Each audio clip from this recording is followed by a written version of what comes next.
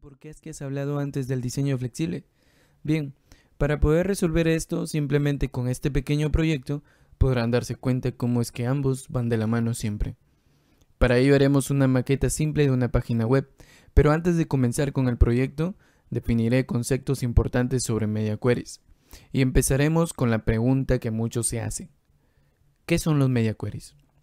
Los media queries son la forma de poder especificar diferentes estilos CSS para diferentes tamaños que obtenga el navegador, en este caso sobre cualquier dispositivo que se encuentre, ya sea una tablet, un celular o una PC. Es decir, los media queries limitan los estilos CSS hasta cierto punto, en donde cambiarán de acuerdo a las propiedades CSS que nosotros le definamos. Estos puntos son los denominados breakpoints, que serán los puntos de resolución en píxeles definidos por nosotros para poder ejecutar los cambios de estilos. Bueno, ahora vamos avanzando con nuestro pequeño proyecto. Para ello seremos bastante prácticos. Crearemos un archivo index.html y otro denominado estilos.css. En el archivo CSS escribiremos las propiedades que necesitamos para nuestro proyecto.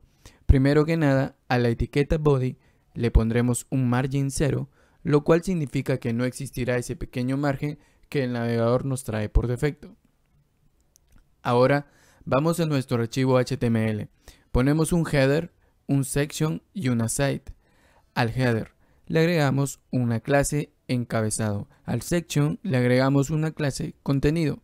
Además agregamos una clase para la site que se llamará contenido lateral. Y también agregamos un footer con clase pie página. Y dentro del section colocamos dos articles con clase post. En el archivo CSS pasaremos a darle sus propiedades, primero que nada a la clase encabezado, contenido, contenido lateral, pie página, le damos un padding de 1 EM, 2 EM, para que mantenga un ligero margen con los elementos que luego contenga. A las clases contenido, contenido lateral, pie página, le damos un float left para poderlos alinear. Aunque se preguntarán por qué al footer, o en este caso a pie página, también le das un float left.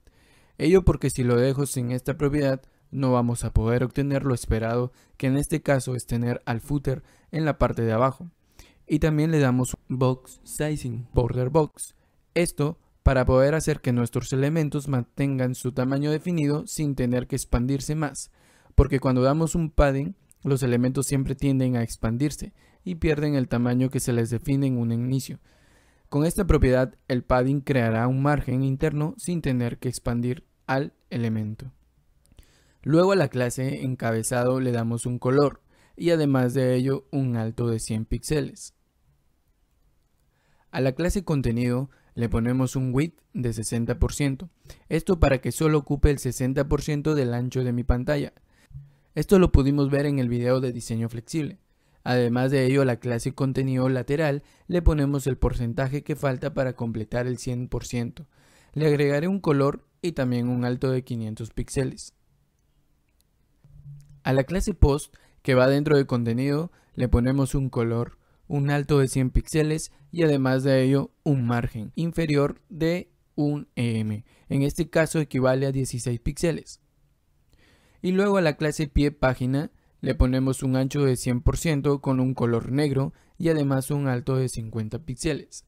Ahora esto lo vemos en nuestro navegador para apreciar nuestro maquetado. Y con eso vemos que nos quedó muy bien hasta ahora. Bien, veremos los media queries que usaremos, pero antes hablaremos un poco sobre la sintaxis que los compone. Las media queries consisten de un media type. Los media type son el tipo de medio, bajo en este caso cambios de estilos, y además una o más expresiones implicando características del medio, lo cual se resuelve como verdadero o falso. Es decir, esta consulta se resuelve como si fuese una condicional. El resultado de la consulta es verdadera si el tipo de medio especificado en el media query concuerda con el tipo de dispositivo que está siendo mostrado, y además si todas las expresiones en el media query son verdaderas. Ahora daré un poco de información sobre los tipos de medio o media type. All se usa para especificar todo tipo de medio. Aural se usa para el habla y el sonido fonético. Braille se usa para medios de retroalimentación táctil braille. Embossed se usa para impresoras braille. Handheld se usa para pequeños dispositivos de mano. Print, usado para impresoras. Projection, usado para presentaciones proyectadas como diapositivas, por ejemplo. Screen, se usa para las pantallas del computador. TTY, se usa para los medios de comunicación que utilizan una cuadrícula de caracteres de ancho fijo, como teletipos y terminales. TV, usados para dispositivos de tipo televisión. A nivel de código, un media type se escribe acompañado de @. Como antes les mencioné que el media query completo se escribe como si fuese una condicional, entonces también va acompañado de los siguientes operadores lógicos: AND, NOT y ONLY. Ello para agregarle expresiones a nuestro media query. Entonces un ejemplo rápido que podríamos dar sobre todo el media query completo sería: escribimos @media, acompañado del tipo de medio o media type, agregándole además las características del medio. En este caso, especificamos que tendrá un máximo de pantalla de 640 píxeles y además un mínimo de 480. Prácticamente hemos especificado un rango de pantalla sobre el cual el elemento que tenga por clase box cambiará de color. Y como verán, también usé un AND para poder agregar otra característica al medio. En general, si este media query es verdadero, cambiará de color al elemento especificado. En tanto deje de ser verdadero, este ya no mantendrá el color. Si nosotros no le ponemos el media type, automáticamente este reconocerá por defecto al media type all. Entonces, para aplicar esto en nuestro proyecto, agregamos un media query bastante parecido al anterior. En nuestros estilos, para nuestro caso le especificamos 3 rangos de acuerdo a los anchos de pantalla. Entonces especificamos el media query.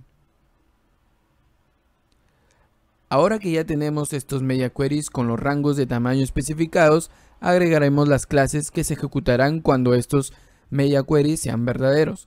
Al primer rango le pondremos que cuando esto sea verdadero, al header lo cambie de color, por ejemplo, y que al section y a la site le pondremos que esté en un ancho de 50% ambos. Al segundo rango le diremos que coloque al aside debajo del section. Para ello le colocamos un ancho de 100% a ambos y le decimos que mantenga el color del encabezado que se especificó en el rango anterior. Y para el último rango le decimos que el alto del header disminuya a 80 píxeles y que vuelva a tener el color que tenía en un principio. Además de ello, que el section ahora tenga color y que el aside esté debajo del section. Ahora podemos ver en nuestro navegador todos los cambios que especificamos en los media queries, de acuerdo a los rangos que pusimos para cada uno. Entonces, podemos apreciar lo maravilloso del Responsive Web Design. Hay una herramienta en la consola de Google Chrome que te permite ver tu página en distintos dispositivos móviles. Entonces nos dirigimos a este iconito y nos vamos a la parte que dice Emulation y escogemos el dispositivo que nosotros deseemos y luego de ello presionamos en Emulate y bueno, no pasó absolutamente nada con nuestro diseño responsivo. Esto sucede porque no tiene el meta tag Viewport. El Viewport hará que podamos definir el ancho, el alto, la escala del navegador que se usa para mostrar contenido. En este caso el Viewport funciona solo en navegadores de dispositivos móviles. Por eso es que no hay ningún problema en poder agregarlo a la página web, ya que si lo observásemos en una PC normal, este Viewport no funcionará. Podríamos definir anchos fijos en píxeles o podríamos hacer que por defecto detecte el ancho o el navegador está siendo visto, con solo especificarle un device width o device height. Para esto mostraré un poco de los atributos de Viewport. Width y height definen el ancho y el alto del Viewport. Initial Scale define la escala a la que se menciona el zoom del Viewport que toma un valor flotante. Bueno, para los que no saben de esto, es simplemente un valor en decimales. Maximum Scale define el máximo zoom que puede llegar a tener. Minimum Scale define el mínimo zoom. User Scale define si queremos hacer el zoom o no. Para que ustedes puedan trabajar con Responsive Web Design y puedan ver funcionan en dispositivos móviles, pues simplemente definimos el viewport, que forma parte de uno de los meta tags que van en la parte del head de nuestro archivo HTML, y lo hacemos de la siguiente manera. Le ponemos de nombre al meta tag como viewport y también agregamos content. En este content vamos a poder agregar todos los atributos antes mencionados. En mi caso solo pondré width device width. Antes mencioné que este valor reconocería por defecto el ancho de dispositivo en el cual está siendo mostrado el sitio. Si gustan pueden agregar los demás atributos, pero para mi ejemplo solo necesito este. Y ahora simplemente refrescamos nuestro browser y listo. Todo esto está funcionando. Ahora, si ya sea que lo vean en un dispositivo móvil, estoy 100% seguro de que funcionará. Bueno amigos, espero haber sido bastante práctico y conciso con ustedes. Espero que les haya gustado este último video de Responsive Web Design sobre Media Queries. Recuerden que la parte más resaltante del Responsive Web Design